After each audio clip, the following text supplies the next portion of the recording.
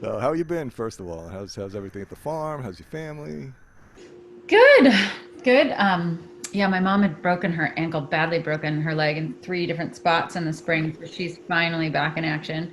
So that's made it, that and the pandemic has definitely made it a rougher spring than usual. Yeah. But the team's doing really well.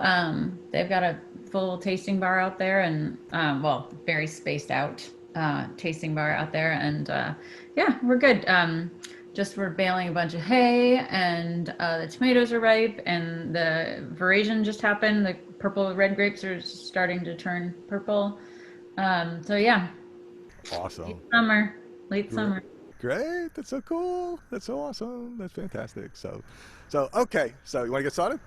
Sure. Yeah. How first, like how you how's your wife or She's her? doing great. Yeah, she's doing Oh, great. Thanks so much. Yeah, she's she's awesome. She's great. So they after the transplant, there was a little bit of stuff, and then the new medication came out, knocked out the virus. So she was great. She's scared out of her mind right now because she's immune suppressed. So, every time I go out, I come back, I change clothes, I take a shower, and just yeah. a lot of precautions. And Yeah. mostly isolation, which is a little tough, but it's not too bad. So. Yeah. This is good for you because like you need your social interaction. No, This is this the good. Zoom is just. I mean, if it wasn't for this technology, I mean, Yeah. have you been zooming a lot? I mean, I've been zooming all the time now. So. Well, I mean, we're uh somewhat. Because I have to be doing farm stuff, I often just do phone so I can be doing farm stuff while I listen to things. But yeah, when it demands my full undivided attention, or if it's someone I don't know, like the visual is so helpful for that connection. But I'm also seeing a lot of people because we have employees that come every day and we have customers coming through. And I've been hosting workshops on the weekends where everyone just wears masks and we do it outside and everyone sits at different tables when we have lunch. And so Wow. and yeah, so I've actually not been super isolated, in the work world. Uh huh. Uh huh. That's well. I guess that's interesting, right? So you haven't had anybody that's gotten the virus or had any losses or anything, huh? No. That's a great thing. Um, well, I mean, not in a while. My one of my authors on my biofuels book passed away right in the early, like late February, March I'm so sorry. timeframe. But Yeah. Sergio. But yeah, but not since then. Just some family sick, but they've recovered. Yeah. Thank gosh. I'm glad. That's a good thing. So. Yeah, it's crazy times, just crazier and crazier every day, it seems, But one last thing, and then we can Yeah, start. yeah. I have colleagues from DC visiting, and they Uh-huh. came for dinner last night, and they're coming back today. And she said that the security, we both knew each other from doing energy security work, and she said that a bunch of her colleagues are doing war games, and they're gaming out different scenarios between November 4th and January 20th, and all the stuff that these guys are going to try, and how like the military and others can try and prevent them from trying to hold the White House. It's freaky stuff. Wow. Yeah, Yeah. Yeah. really Yeah. freaky. So Yeah. Really freaky. I mean, they need to lose in a landslide. what's that? I said, I mean, best case scenario is that they lose in a landslide, so they have nothing to fight. Yeah, and even in a landslide, it's still, he's crazy, you know. Yeah, he'll just say it was not legit. But they're gaming out all the different. When he says it's not legit, no matter what happens, they're gaming out all the different Well, possibilities. I guess the good thing is they're getting ready for it. The sad and crazy thing is I that. know. I'm just glad someone's getting ready. Yeah, for sure, absolutely. Yeah, no doubt. So, yeah, and supposedly the military is not supposed to get involved in the transfer of power, right? So, But under the Constitution, but who cares about that little piece of paper anyway? well, they're worried that he'll just like he like sent the military to these cities with protests. They're Hmm. afraid that he'll give them some crazy orders, so they're trying to figure out how to handle it. Yeah, for sure, absolutely. Well, it's great that they're doing that, though. That's really cool. That's awesome. Great, great, great, great. Okay, ready to start? Hmm. Okay, well, good. So, welcome, Suzanne Hunt. It's a pleasure to have you on the show. You didn't send me a bio, so I'll do a little bio piece later. Should I just read off your LinkedIn when I do it, or did you have a different little bio you would like to send I'll me? send you. I'll send you a bio. You got something? That'd be great. Yeah. Okay. So why don't you tell us who you are and what you do and all the different hats you wear? Oh my gosh, all the different hats. So my name is Suzanne Hunt. I split my time right now between doing clean tech consulting and quite a bit of policy, climate and energy policy work, largely focused in New York right now. But I spent a lot of years in DC. And 5 years ago, I moved back to my family's seventh generation farm and winery in the Finger Lakes. And so I split my time between my consulting and helping to run the farm and the winery. That's great. So it's Hunt Vineyards, right? Yep, Hunt Country Vineyards, and yeah, it's been really nice. I get to use the farm and the business as a demonstration project. So, 10 years ago we put in a little vertical axis wind turbine, or more than 10 years ago, I guess, and about 8 years ago we put in a large geothermal heating and cooling system for all the big buildings, and then about 5 years ago we put in 350 solar panels, and last year we put in 5 EV chargers. So we get to, it's nice that I get to actually experience installing all the technologies that I'm advocating for. So That's fantastic. So are you net zero now? we still need liquid fossil fuels for the tractors and forklifts and all the heavy machinery that we use, but we're pretty much off of fossil fuels for heating, cooling, and power. Wow, that's Uh, fantastic. And how big is the farm again? And how many people work there and such? We're just under 200 acres in total. My brother actually started a composting business on the other side of the farm. Um, we have, it depends, it's very seasonal. So this time of year, we have a lot of folks working on the tasting bar, and we're going to have a crew in the vineyards harvesting the grapes. Our core team is about 10 people, 10 to 12 people, and then we'll have, anywhere from, you know, 50 to 80 people on payroll at any given time. Wow, and how much wine do you guys make? We make about 8 to 10,000 cases a year, so we're considered a farm winery. We're on the smaller end of things, but my folks started the winery almost 40 years ago now. So they're one of the older wineries in the Finger Lakes. Wow, fantastic. So 8 to 10,000 cases. How many are in a case again? 12 bottles. How much? 12 bottles in a case. 12 bottles, so 100,000 bottles of wine a year. And we always need help on the bottling line. So anytime you want to come up, Ron, Oh, okay, great. When do you need that help? we're going to be bottling a lot of wine in the next few weeks. Actually, it's been so hot and so dry up here this summer. We're expecting the harvest to be early, so we have to bottle and make room in the tanks for this year's harvest. So the wines are ready. We just have to get them in the bottle. Wow. Oh my gosh. Yeah. Oh boy. Well, let me see. Let me think. So I'd love to help. I mean, it'd be great to get out of here. So great to get up there. It's always beautiful up there. So, okay. So tell us about your other business, your other hat on your consulting side, and what you've done, Other. where you've been, and what you're doing now. So yeah, so since 2007, actually, I've been doing freelance consulting, and I left the nonprofit sector initially thinking I would just do consulting for a little while until I had found a job that I was really excited about. But it's given me the flexibility to work on so many different topics and to work with so many different types of not like for-profit and nonprofit and government agencies and institutions that I've just stuck with it. And it's allowed me to kind of see a need, and craft a project or an initiative around a gap that I see. So I've been freelance since 2007. It used to give me the flexibility to come back to the farm whenever I wanted. Now it gives me the flexibility to to leave the farm. But yeah, so my one of my main clients right now is everyone's friend Jigger Shaw's firm, Generate Capital. We're working on food waste policy, climate policy, renewable energy policy. Um, we'll write op-eds together and do different types of advocacy in the kind of clean tech space. But a lot of my work for them is focused on policy in New York State. And then I'm helping out with some different startups. I also recently joined the external sustainability advisory board to the senior management of Bayer Corporation in Germany. So, yeah. Wow. Yeah, that's pretty incredible. Boy, you're a little busy, huh?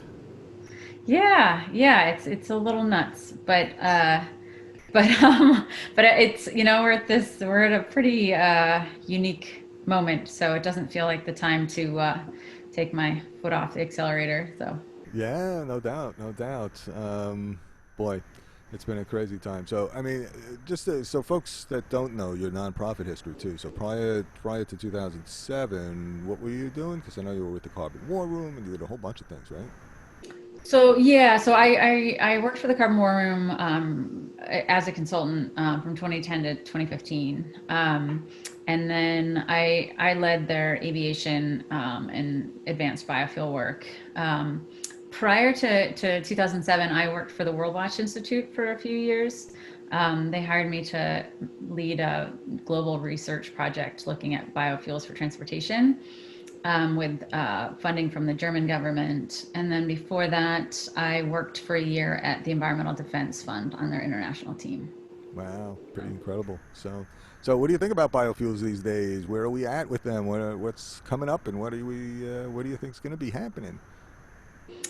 Well, so I've been focusing more on the policies that I want to see passed than the specific, than spending a lot of time on the specific biofuel companies. Um, Also, generate capital, invest quite a bit in fuel cells and electric buses and batteries and biodigesters. So I'm focusing right now on trying to get a low carbon fuel standard passed in New York, much like California's, that's been in place for a decade and has been very effective at attracting capital into investing and deploying clean transportation solutions across the board. So all of their CNG buses are now running on biogas. They have more better penetration of electric vehicles than in any other state, and they're starting to see the air quality and other benefits from that. So we're really hoping we can get an LCFS passed in New York, so New Yorkers can have those same air quality and other benefits and jobs benefits. Great.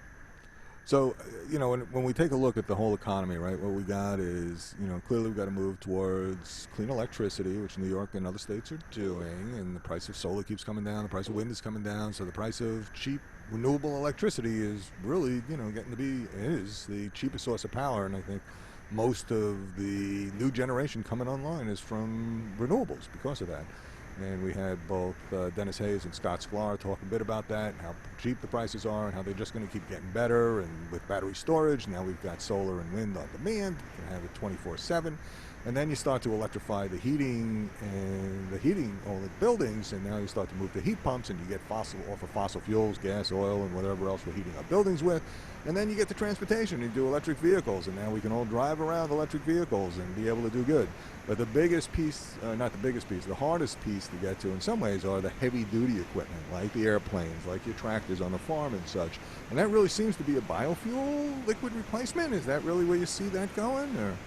Yeah, and that's why I worked on the aviation space with the Carbon War Room. I mean, it's really is the last sector that's going to be able to move away from liquid fuels. So, to the extent that we can use, to the extent that we can source sustainable biomass and turn it into liquid fuels, it makes sense to put them in the heavy duty and shipping, aviation and shipping and heavy duty machinery. Those planes and trucks and ships have lifespans that are as long as mine is already. I mean, 20, 30, 40 years, those assets will be in use. So it really does make sense to put the liquid fuels towards those.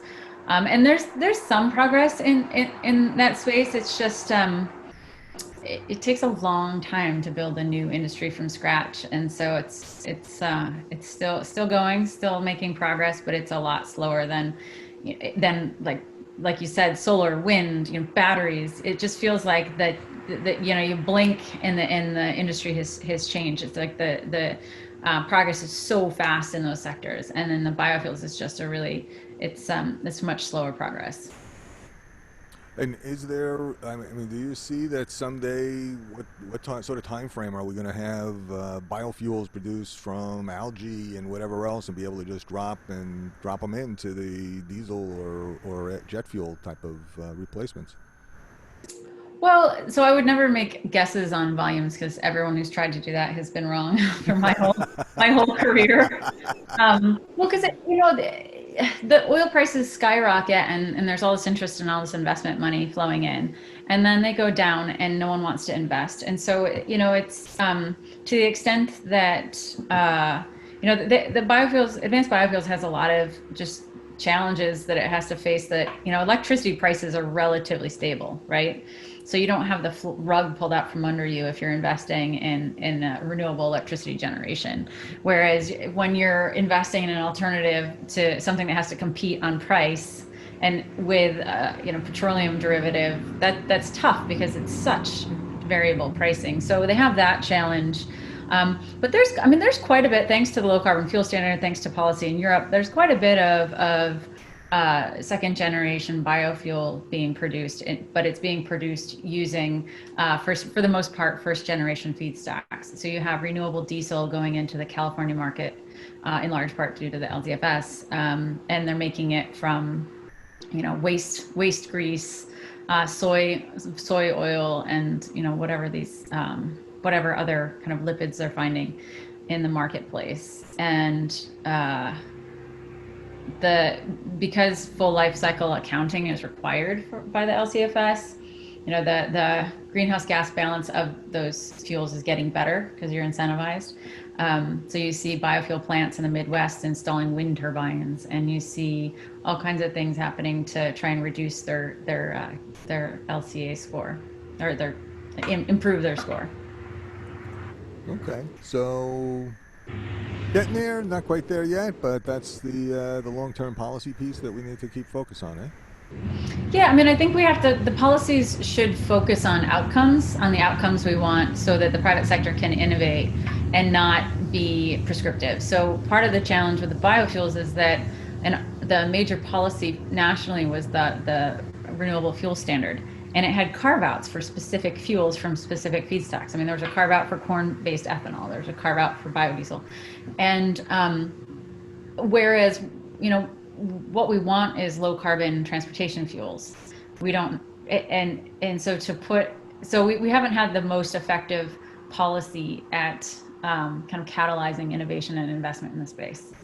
So that's been another kind of challenge. It's better than nothing. Having an RFS is better than nothing, because without it, the blenders are not going to blend the fuel. So we needed something to force their hand. So it helped in that regard. But we definitely need to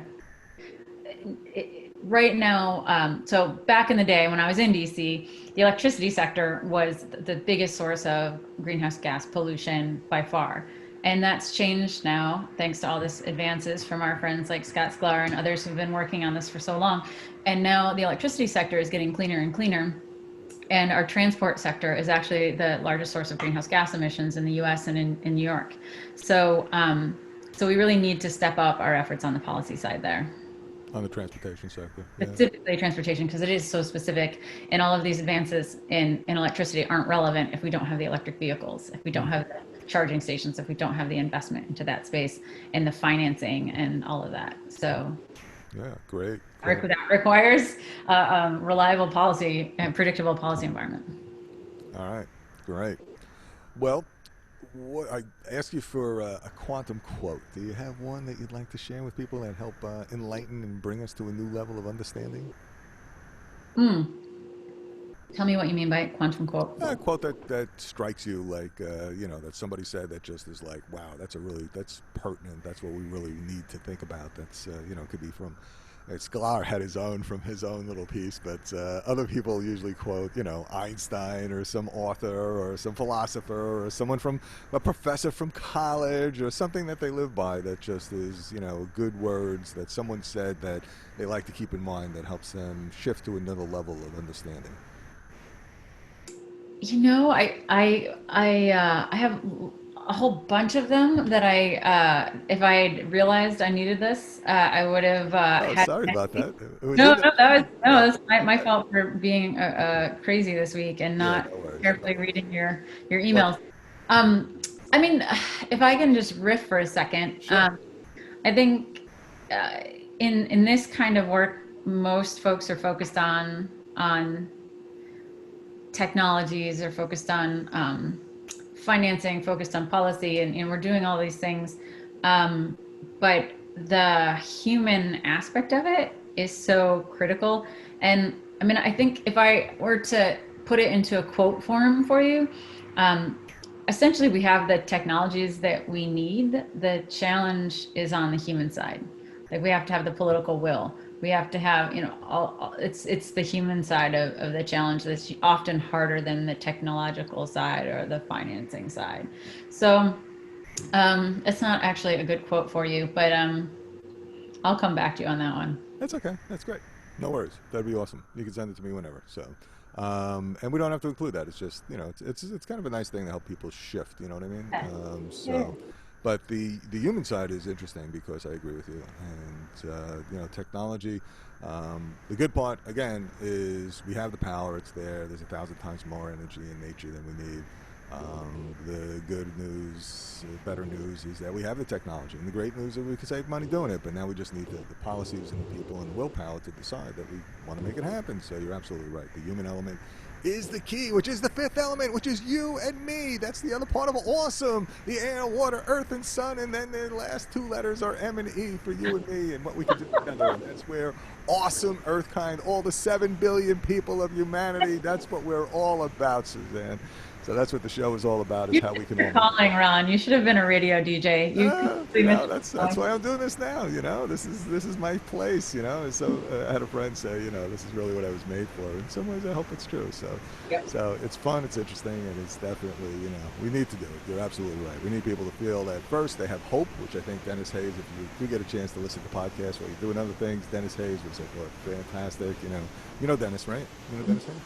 Yep. Right. So Dennis was great. Scott was great. Scar was great. And then tomorrow we're actually releasing a new one with a doctor who works with kids, actually, developmental disabilities, and just in general empowers kids and his perspectives on what the kids are dealing with and how they're coming forth and how they're dealing with, the fear that the world is ending, right? And how to empower them and how to connect them. And he's got a really fascinating perspective on the human perspective and human in nature. So actually, it's worth listening to if you get a chance.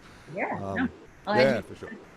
So You might want to a person that comes to mind to interview for this. I don't know how to what extent you're focused on nationwide or New York, nationwide. nationwide. Um, well, someone who's down in the city ish with in your neck of the woods is the head of the sustainability team at the Port Authority. And speaking of these heavy duty trucks and machinery, and also from the environmental justice perspective, cleaning up the air in the EJ communities, the Port Authority has a big role to play. So you might want to talk with Christine Weidig That to would be great. get into some. Actually, yeah, two things if I could ask you afterwards to think about. One thing is, as we're doing this, actually, are there pieces of this that you can repurpose to help promote and progress your agenda? So the things that you want to accomplish. So as we're going through this, if there's things you want to say that we can distill down and then you can use it in other venues, that would be really great, because we want this to be a mutually beneficial and synergistic type of interview that you can use and repurpose and do different things with in different parts of it. So that's one piece. And then the second piece here are other people that we should be getting to talk to, that folks should know about, that are doing amazing things and helping to inspire others to do more. So, and I think you're an inspirational thing, because here you are, not only are you a policy person, not only are you an environmentalist, but in addition, you're a farmer, and you're doing stuff on the farm. And like you said, you're using the farm to be a whole test bed of wonderful sustainability stuff. So actually, let's just focus on that for a minute. So you put in solar, you put in geothermal, you even have a little wind turbine on your farm. And what did you find in that process? Was it easy, good, cost effective? Took you a long time? What were the kind of challenges that you had doing that? Boy, so it depends on which project. They were all a bit different. They actually got easier each time, I would say. And it might I think it's more, well, they all had their unique challenges. So um, the turbine was actually a demonstration. It was a demonstration model and fairly rapidly stopped working. So that was a lesson in, I know I should have consulted with Sklar first. Um, you know, I've heard a lot of people say that these vertical axis turbines are problematic. Um, but so that was one where I just wanted to show there's a huge conflict going on over large wind in this area, and I wanted to show that you could have small turbines that would fit nicely into the landscape and not freak people out. So that was sort of cultural as much as technical, and the output was tiny. So when it stopped working, it wasn't a huge deal. And it's the most amazing perch for our hawks and kestrels, who are wonderful rodent control. So it's very useful, but yeah, so every project has had some challenges. We were the first large complex geothermal project that the installer had ever done. And so while heat pumps and drilling holes in the ground, all of this is very well known mature technology, putting it together into a seamless system was relatively new for the installer. So there were a few kinks in the system, and they were learning as they were going. So they had to fix a few things and tweak a few things over the coming year. And there were things like, we're out in such a rural area, we lose power fairly often. And anytime there's a storm and a tree falls on the power lines or something in the area, we have to go out and visit and manually reset the heat pumps in each building. So, 8 years ago, they didn't think about automatic resets or something. So there's a lot of things that being an early adopter, you suffer a little bit from the learning, being in the early part of the learning curve for the installers. But it's amazing. It's paid off. We did get a grant from NYSERDA to help defer the cost. If we were to do it today, it would cost a lot less. And the heat pumps would be something like 2 or 3 times more efficient. So that's all progressing nicely. But it's wonderful for a number of reasons. One is that we don't have to pay for fuel. We just pay, it just uses a little bit of extra electricity, so it uses to run the pumps. But our $12,000 or $15,000 a year heating oil bill is now zero. So that's nice. And also, we're a hospitality business. We have a tasting room open year round, and it's silent. The whole system is silent. So I'm amazed that hotels and like the different aspects of the hospitality industry haven't jumped all over geothermal. The solar project, I had actually thought we'd get a whole bunch of the wineries to go solar together. We were trying to prevent some pretty massive, pretty risky fossil fuel infrastructure projects from being permitted right in the heart of Finger Lakes wine country. So we met with a whole bunch of winery owners and did these solar dinners, and I had assumed we could go solar as a group and thinking we'd get the financing costs down and the component costs down. And it turned out that every winery owner had a very strong relationship, long-term relationship with their local bank. And so they weren't going to go out and get financing from some unknown entity.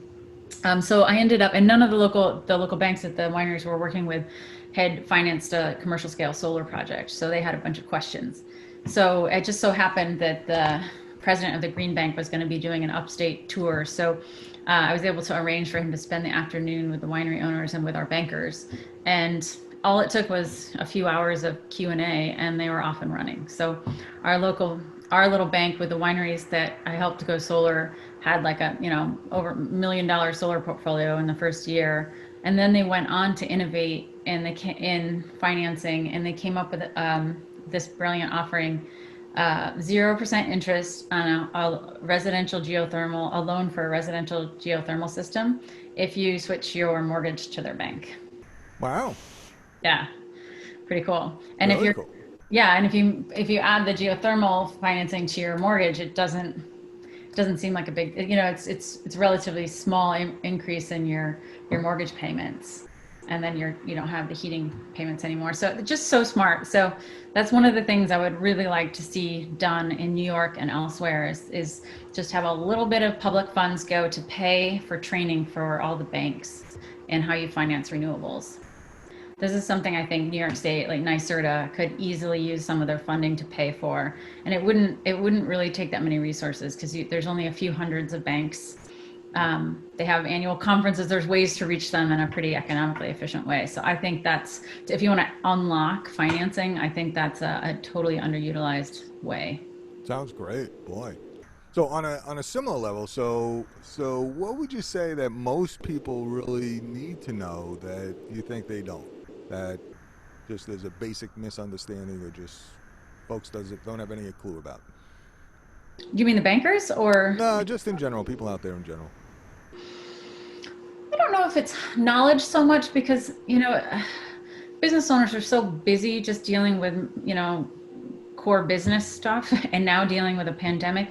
I don't think that the general public needs to become deeply knowledgeable about these things. I think they need to become familiar with them. I think if you've probably seen those studies that were done in Connecticut, and they were trying to figure out, what are the major determining factors of whether someone has solar or not. And so, most people I think assumed, well, it's probably affluence level, it's probably education level, something like that. And none of that was true. What they found was the number one factor was how near or far you were from someone else who had solar. Because you just need, like, we when something's new and not familiar, we need to have some level of familiar, of contact with it, so we can ask our questions about, well, how did you do this, and what about that, and what about when there's a hailstorm? And these are the questions people ask when they're not familiar with solar PV, for example. So I think, having someone and trust who's tried it and gone through it is super, super helpful. Great. So yeah, so we host other business owners here who are thinking about going to geothermal, and so they can kick the tires. And we host different solar workshops, and now we have the EV chargers. And so that was interesting when we put them in. It's the first time some people have seen them, and how do they work? And so it's just, people just have to get used to them. Yeah. So what would you advise somebody who wants to do this? What would you advise them to do then, in terms of a process, or what they need to look at? For their own business in terms of Yeah, business or personal. I mean, um, I would, gosh, so business or individual. I mean, for a lot of people don't realize on the solar side that they can, or geothermal, that they can go out and get a quote for free from a company. And I think what I would advise anyone to go out and get several quotes and compare them. Different companies are going to offer you different designs and different features and different financing. And I would also talk to your bank, see if there's something you can do with your bank to get the cost of the financing down if you need to finance the project. I would also, I mean, in an ideal world, you want to take a holistic view. You don't want to just fall in love with a certain technology and go for it. Geothermal is super cool, but if you have, an 1800s house that hasn't been re-insulated anytime soon, you're going to oversize your geothermal project. So you probably want to do an insulation project first and then do your geothermal project. I also advise businesses to think about how they can solve a couple different problems at the same time. So with like a lot of farms around here, everybody has equipment that doesn't fit in a barn, and it sits out in the snow and the rain all year round. And so often I'll advise people to do, build your panels. Don't do just ground mounts. Build them sort of on a lean-to shed, so you can store a bunch of equipment underneath, or have a shade structure for your livestock. So I think, just kind of taking a holistic view. And then I would also suggest talking to your local bank, and then joining forums. When I got my electric car, I joined the forum, the Facebook group. And every time there's some little weird, like, air sensor problem or something, that's actually it's a plug-in hybrid. So that was actually the gasoline engine is the one that gives me trouble, not the batteries. I go on the forum and say, how did you deal with this? And how did you deal with the dealership? And it's just a nice community. So I would say find a community, because there's always these questions that come up. Wow, that's amazing. So great, great. We call them supernovas here. Some people call them value bombs, but I didn't like the military aspect of the value bombs. So we call them value supernovas, which are hopefully are a little more bright and light in terms of enlightenment. So one, be a good consumer, go out and get three bids, and they're all basically free. Two, talk to your local banker about whether or not they have special financing deals that might be there. Three, join a community and be a good consumer, but then also join a community where you can get some support. Did I miss something? Or am I missing something?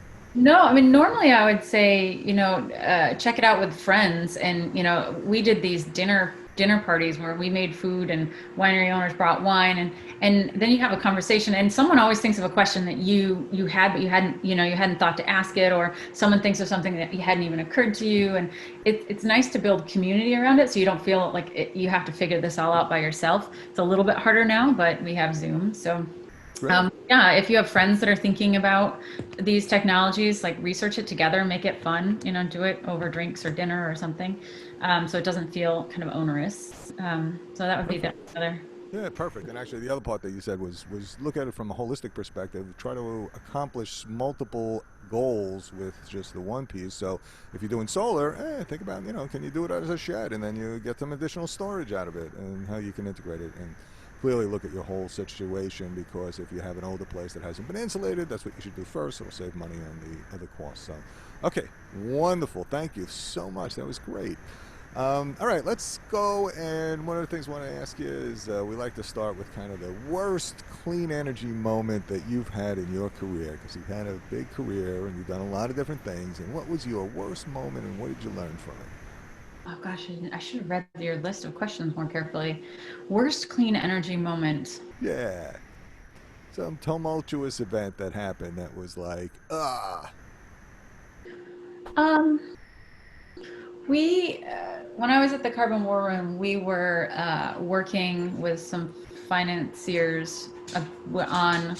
So let me try that again. My dog just walked in. Hi. By the way, is that an airplane that keeps flying by, or is it a tractor driving by? No, unfortunately, how the old houses were like situated right next to the road because Uh it was huh. buggy days. Yeah. The farmhouse is really, really old, so Uh it's huh. the Okay. tractor Yeah, I was trailer. just wondering. Yeah, I just keep hearing something that sounded like an airplane flying over you. So. No, it's traffic. Out in the boonies, and yet we still have this traffic noise. So I think the worst thing that happened for me was when I was at the Carbon War Room, and we'd been working with a bunch of finance guys, and we were trying to figure out how to, and we're trying to put together a fuel hedging product. So if you're an airlines, very commonly hedge their fuel prices. After the economic collapse in 2008, they didn't hedge out as far, but it's very common for airlines to hedge their fuels. And so we were working on to figure out a hedging structure that would help facilitate advanced biofuel producers getting contracts so that they could get the financing they needed to build their facilities. And for a number of reasons, that blew up. So that was probably the worst clean energy moment. I think it was a lot of work that kind of got blown up. And what was the lesson that you learned out of that? Oh, um, that's a hard one.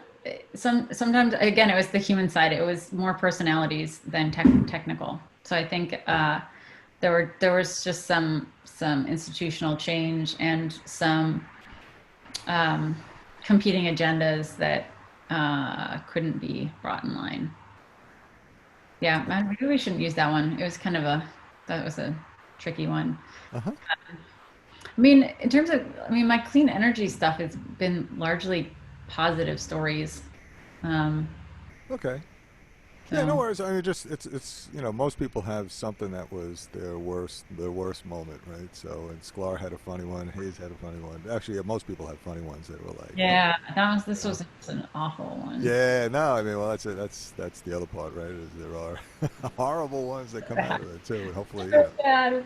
Um, yeah, uh, I that's mean, a but story. Yeah, I for mean, over a part of month. what you said is that it's, you got to always watch people, right? Because you never know how the dynamics of people are going to interact, right? And then what happens with stuff. So that's a pretty good, interesting insight. Yeah. Right? I think I don't know. I think it's always a balance between, passion and driving things forward and diplomacy and um, kind of massaging interests that are competing to try and make them not competing. And, there's different ways to. I would probably have handled it very, very differently were I, were I to do it again, but to be in that situation again. But yeah, there's sometimes things just are unavoidable too. That's the thing, Hmm. failure. You're never going to go through your career without some failures. So I Oh, think no. Yeah. Mhm. The only one what that doesn't maybe fail. the lesson learned is, it is what you do next, right? Like Yeah. lick your wounds and move on and be fabulous. Yeah, exactly. For sure. Yeah. No, it's been so nice to be in New York because so many years in DC where it's so hard to get things done.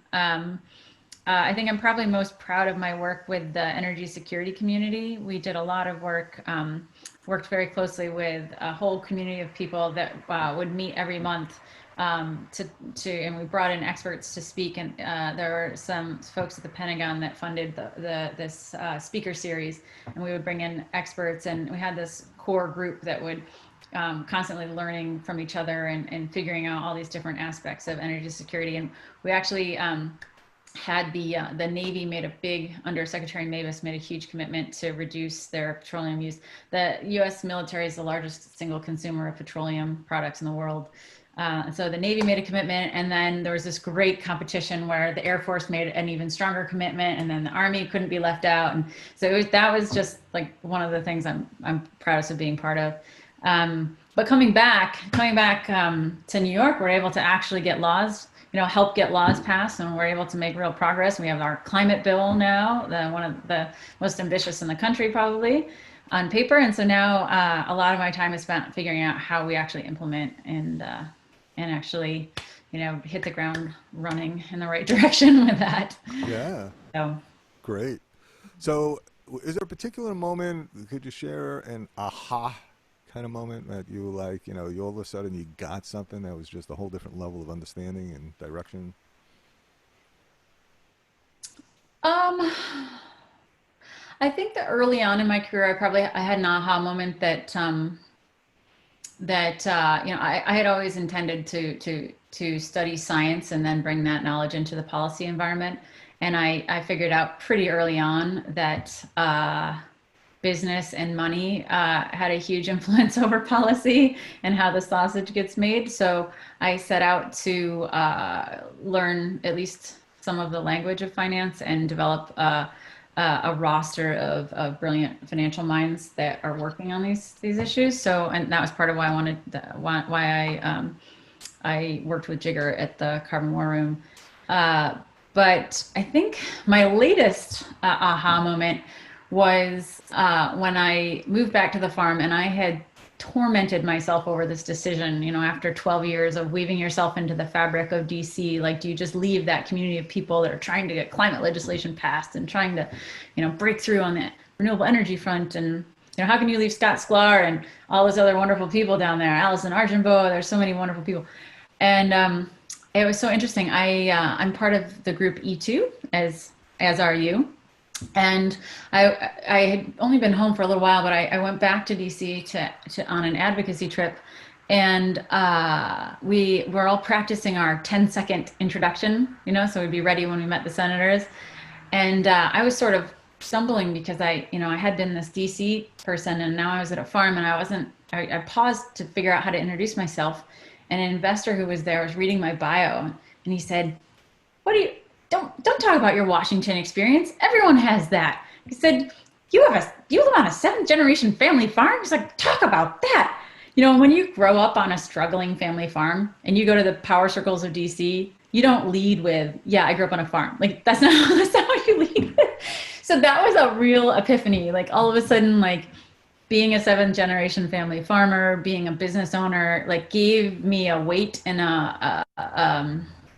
it just, I don't know, the policymakers really wanted to hear what I had to say versus just being a policy wonk.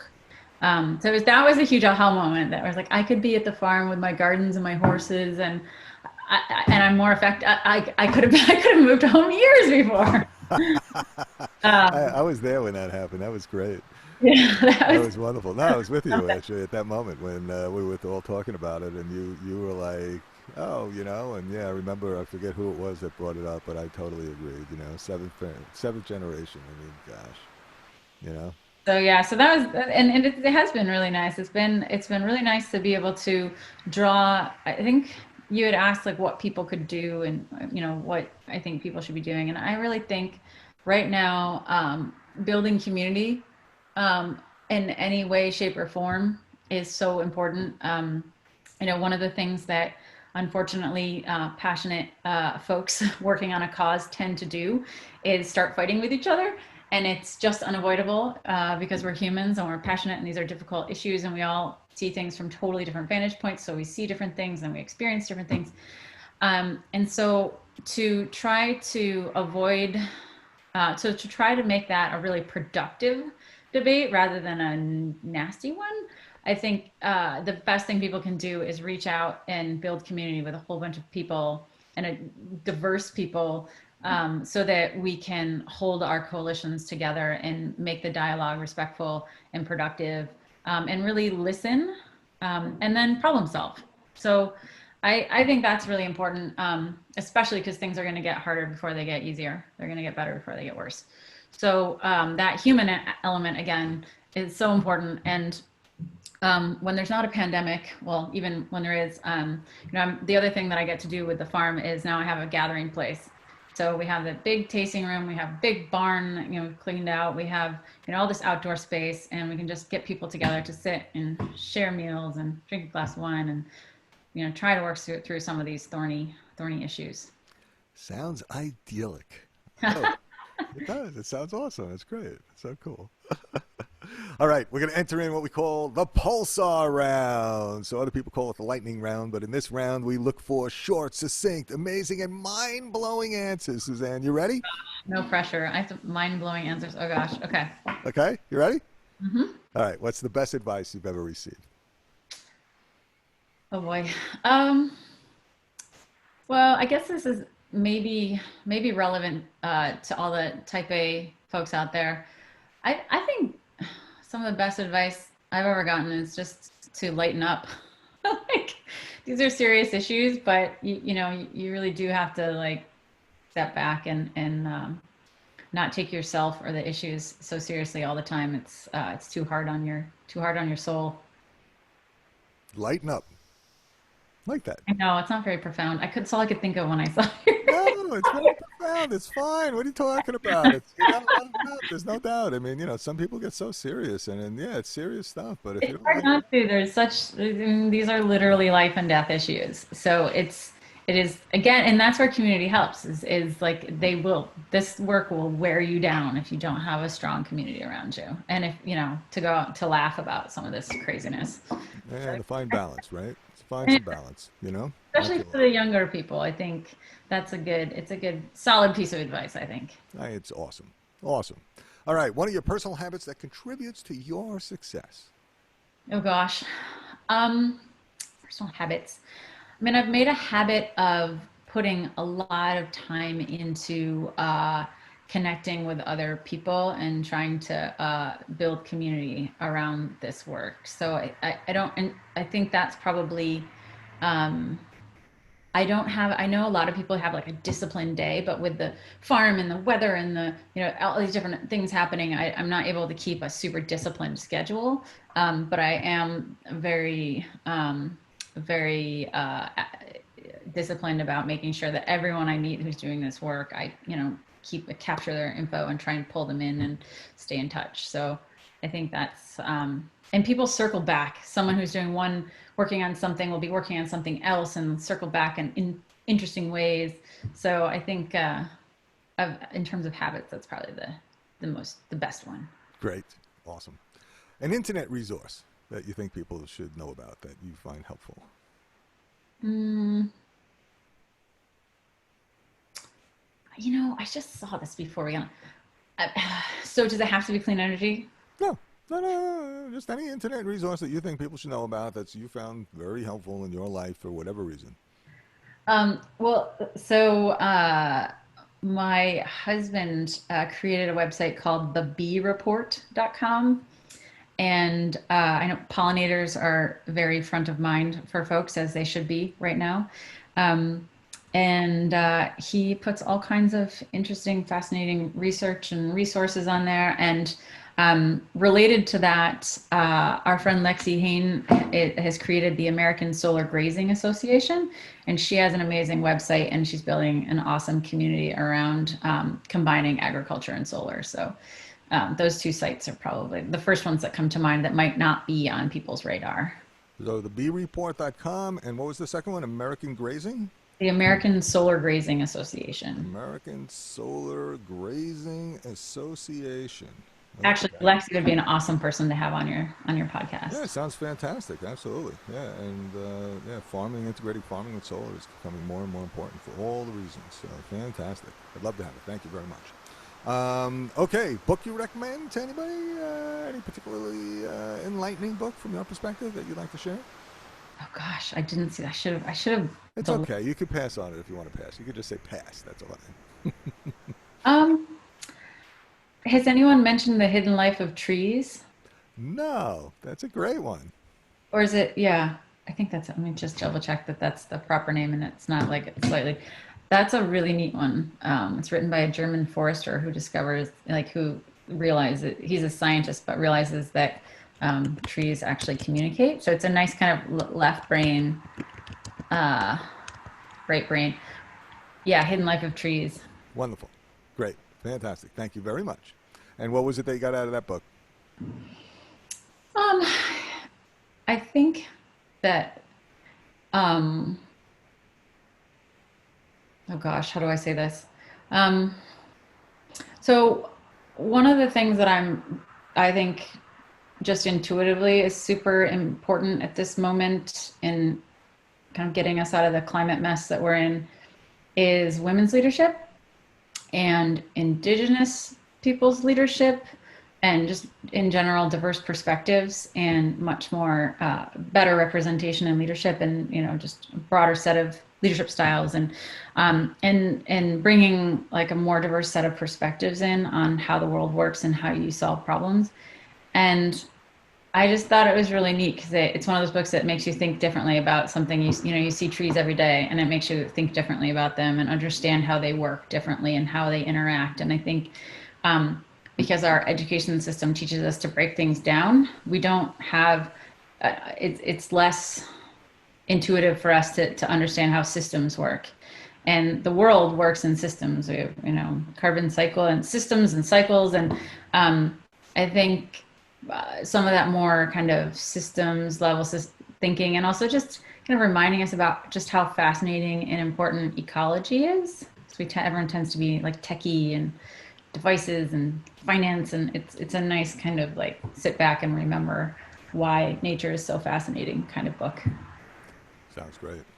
The again, the show that's coming out tomorrow with Dr. Stephen Cowan is kind of similar in some ways. It's just how we humans are actually part of nature, right? And when you take a look at nature, you're always building from the ground up, So when we're disconnected and we're all in our top brain, what happens is that we're actually then winding up in our middle brain where it's just fight or flight, and we're in this constant state.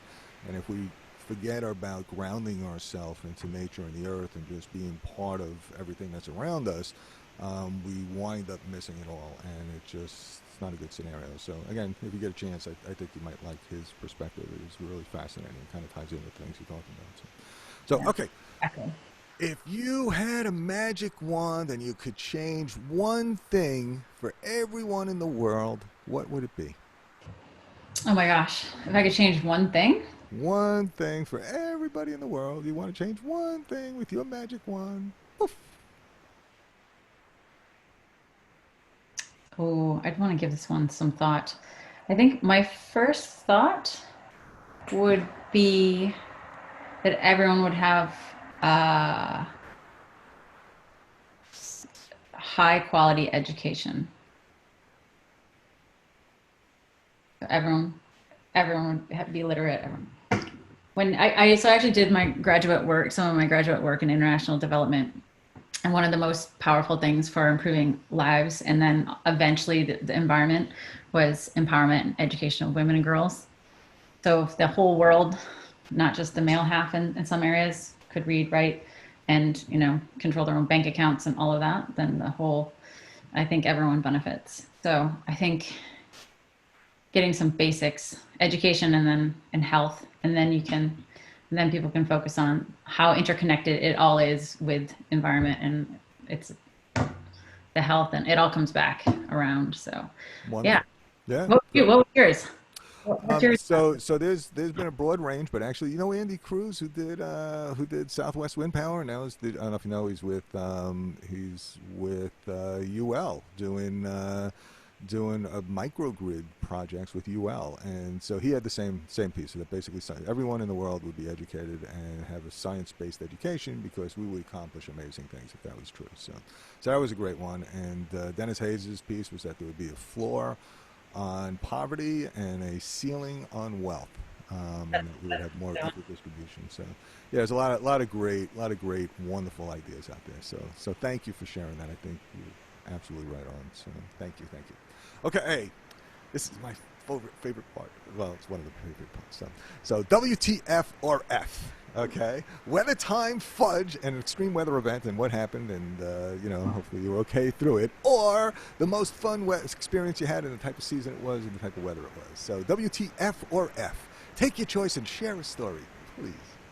Oh my gosh, so Mr. Calling, Rob. I'm in my calling. I'm fulfilling my calling. I didn't miss it. It's still here. It's not too late. Exactly right. My bad. You found your calling is what I meant to say. There we go. That's great. Thank you very much.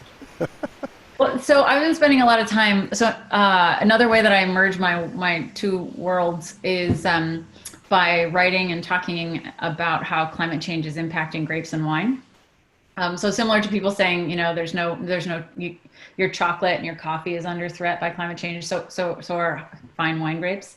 I no sooner had I moved back here than we had epic flash flooding. And our little creek in our gully where we have a bridge that we drive the tractors over and things, was the entire bridge was underwater. The entire gorge was full of water, and usually it's a trickling stream. And that happened 3 times in 2014 and 2015. And I think it had only ever happened once in my entire life previously. So that was pretty intense. And then last year, not here, but the next lake to the east, got 9 inches of rain in 4 hours. And like whole buildings and vehicles were washed down hillsides. So we're getting pretty extreme water. And then this year we have a drought. And then the polar vortex is fun. We had minus 18 degrees here in 2014. So yeah, we're getting the whole basket. We've had some pretty extreme wind. And all of it's bad for farming. All of it's bad for food production and fine wine production. So. Yeah, I mean, there's more and more amazing stories that are happening. That's one of the reasons we have a contest, WTF or F contest, where people are sharing their various different stories, and everybody gets entered into a sweepstakes for a bunch of different prizes. So you don't get to input yours because you're a guest on the show, but if you tell other people about it, they can share their stories, and someone's going to win some nice prizes, which would be a good thing. But yeah, it's incredible. Maybe they should win some wine. Yeah, hey, that's a great idea. That's a wonderful idea. Fantastic. Yeah, thank you so much. All right, so what's the one thing you're most energized about today? I think I would have to say I am most energized by women's leadership in the climate fight right now, and the youth engagement. Those two pieces right now it's making me really hopeful. I just think like rounding out the leadership circle is going to be so powerful. And yeah, I think a lot of women were kind of sitting back a little bit, and in the last few years they've realized like, no, actually I can be a leader and I can do this. And so it's been really awesome to see that happening. And some of my colleagues and I spearhead a national informal women's network to try and share information and keep everyone's spirits up when all the bad news keeps coming. And share everyone's successes. So that's been the bright point for the last few years for me. Fantastic. Yep. It's time for you women to step up and take over. Straighten it out. Well, at least just balance things out, At least balance things out. I agree. balance things. Aim for. Absolutely. No, I agree. No doubt about it. All right. So, grand finale, a parting piece of advice. And if you want people to connect with you, what's the best way to do it? Best way to connect with me is my email, Suzanne at HuntGreenLLC.com. Um, Parting piece of advice. Um, I guess I would just say live it. Everyone gets so busy on whatever they're doing, and sometimes they forget to like just make the change in their own life. So just live it. Make sure you're living your values, and you're modeling a more sustainable lifestyle to your kids and your folks and your community and your parents. And um, yeah, there's also something just energetically, karmically, that happens when you walk the walk. So yeah, live it. Great. Live it. Love it. Wonderful. All right. Well, that ends this part of the piece. So you put out a couple of people that you thought I should reach out to. One was the Port Authority Head of Sustainability, Christine White egg. Whittig. I can share her contact. Oh yeah. Would you mind making an introduction of a couple of people? Would that be okay? If you'd be so Sure. kind, that'd be fantastic. Thank you so much. So Christine Whittig, and then you had the American Solar Grazing Association. You thought I should speak with her, Mm-hmm. I guess, right? Yep. Lexi. Yep. Okay. Other people? Um, just starting the email so I don't forget. Yeah, yeah, Um, no worries. Thank you. Take your time. who else? I mean, I'm so New York centric right now. It's okay. Um, I mean, if you can get them, it'd be nice to talk to some of the folks that worked on um, Jay Inslee's climate bill, which Elizabeth Warren adopted, which was kind of part of there's this kind of coalition of the new Dems, progressive Dems, and the old guard that came together to come up with Biden's climate.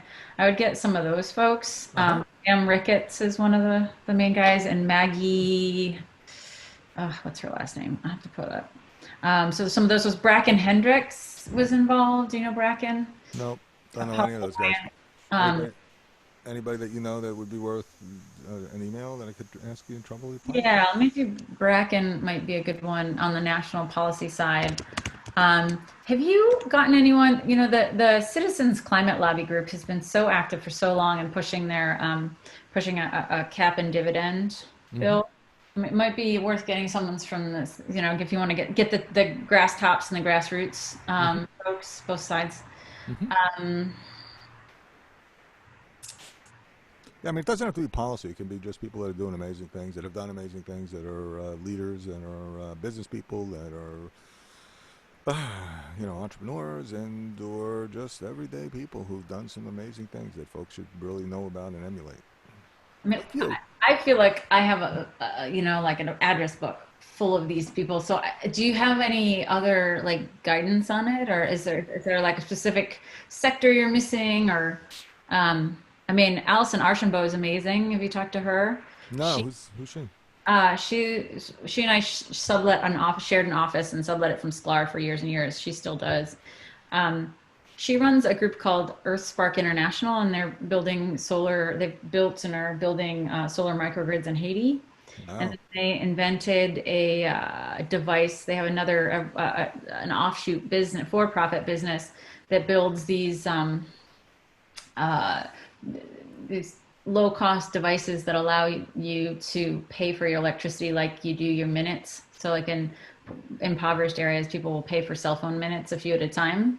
So you can pay for your electricity instead of having to pay an entire month all at once. Um, Wow. and so that's called Spark Meter. So you Okay. can talk to her about both of those if you want to go international. Mm-hmm. Um, it could be fun to have Ann Davlin on. She works on finance. She was in the Clinton Gore White House. She did environmental work for the Pentagon. Um, she's super tight. She's on the board of New York League of Conservation Voters, and she's been working more on the finance side of things, financing clean tech. So she'd be a good person to talk with. From her history and her work is really interesting. I'm trying to think of. Um, we're about to launch. I didn't actually mention this. We're about to launch a line of a new brand, a wine brand that's all climate resilient wines. Oh, So, and apparently, the Attorney General for New York is really interested in regenerative agriculture. Oh, I uh-huh. didn't talk about that. That's one of the main things I'm focused on. Oh, geez, yeah. Tell us. Go ahead. Come on. We could couple it back in. So go ahead. Tell us about that. Um, well, so it's interesting because for most of my career, I think most environmentalists thought of agriculture as bad, bad for the world. And it's just been in the last few years that people are realizing that agriculture is, the other side of that coin is that agriculture is a huge part of the solution. And all of a sudden, there's this kind of raised consciousness around soil, the role of soil carbon, and how we've lost so much of the organic matter from our agricultural soils. And by putting it in that organic matter is about half carbon, more or less. So when we put all this organic matter back into our agricultural soils, we're not only making them, far more productive soils, far healthier soils, they're also far more resilient. And the farm becomes more resilient to climate change because this high organic matter soil is able to absorb heavy downpours like we've been having, much better than low organic matter kind of compacted soils. It also holds that moisture better. So in years like this where it's super dry, you have better soil moisture retention. Uh, and so it helps, and then it helps with the climate problem because you're actually drawing down the carbon from the atmosphere. So it's an actual drawdown strategy. And then in theory, it helps keep our farmers farming. So I had been really excited when I moved back home about helping farms install renewables, and I'm still excited about that. But it's tricky. Every single project requires permits. It requires interconnection approval from the utility. It requires financing, and so it's a lot of work just to get a small handful of projects done. And so in terms of a lot of farms are in very rural areas where you may not be able to interconnect a large project or a commercial scale project. So but any farmer can start planting cover crops. Any farmer can start using compost. Any farmer can start doing some of these practices that we know improve their soil organic matter, soil carbon. So I've been really excited and engaged as much as my time will allow in the growing state, national, and international conversation about how to measure, monitor, verify soil carbon to a level of confidence that you can start compensating farmers for drawing down carbon and putting it back in their soils. So that's something I think is a huge part of the solution that I'm hoping we can make a lot of progress on a lot faster. There's a lot of activity right now, but it's not coordinated, and so there needs to be kind of a much more coordinated approach taken. Outstanding. And you have this whole line of new resilient wines that you're coming out with? Yeah, so I'm hoping if we ever get any break in the madness, I want to create a carbon farm plan for our farm, just to take the baseline and of the whole farm. And we do soil testing in the vineyards and in the hayfields, but I don't have a full accounting of our forests and our walnut grove and the whole farm, and just see where we can improve over time. But yeah, so we're one of the sad things about fine wine grapes is that the most valuable wine grapes, like the ones you've heard of, like Chardonnay and Riesling and Cabernet, those are all vinifera. Those are all grapes that come from Europe. Those are they're Vinus vinifera, and they are the most sensitive to climate. So part of why there are only a few fine wine growing regions that are very famous in the world is that these fine wine grapes are very climate sensitive. So there's just a few of these very specific microclimates where they grow beautifully. Um, and now that the climate is changing around the world, all these beautiful terroirs, these microclimates are changing, and so the terroirs of the world are under threat by climate change. And one of the good things is that there are thousands and thousands of varieties of grapes in the world. And sadly, restaurants and bars often will only have, like, or even if you try to think of all the grapes, you might, only be able to list a handful, and yet there's thousands of them out there. So bringing diversity, I think we talk about biodiversity, we talk about diversity in lots of aspects of life, but diversity in the grape varieties that we use and celebrate in our winemaking is also something we need for resilience. So our hybrids, so our crosses between New World and Old World genetics are far more rugged and more resilient in the face of climate change. And Cornell University has been breeding grapes for decades and decades and decades. And we have a lot of beautiful grapes that they've developed. We have a lot of beautiful grapes that came out of out of Europe in the 1800s when phylloxera was killing off their vines. They were frantically breeding, trying to find grapes that could survive the phylloxera outbreak. So we have these newer hybrids that were developed specifically to be well adapted to the Finger Lakes that came out of the Cornell breeding program.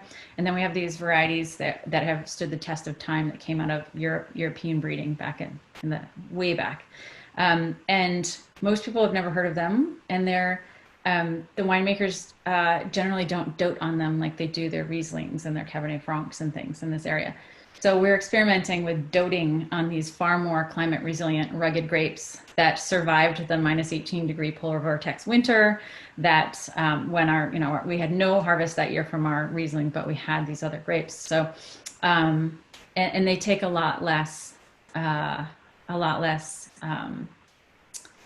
don't need as much fussy hand labor and things. So we can make them affordable to a wider mix of folks. So so we're about to launch our Uncharted Terroir line of wines. Uncharted terroir. Terroir. So yeah, terroir, it's a French word. It comes from the word terre, for land, Uh-huh. for earth. Uh-huh. And so there's lots of different ways to define it, but essentially, your terroir is you're capturing the unique essence of your place. So our Riesling is going to taste very different from a Riesling grown in different soils on a different slope, with different trellising and different airflow patterns. So we have our unique terroir that we're capturing in our wine. Wow. When's that coming out? September 19th. Oh, coming right up. Woohoo. Awesome. Yeah, yeah. Wow.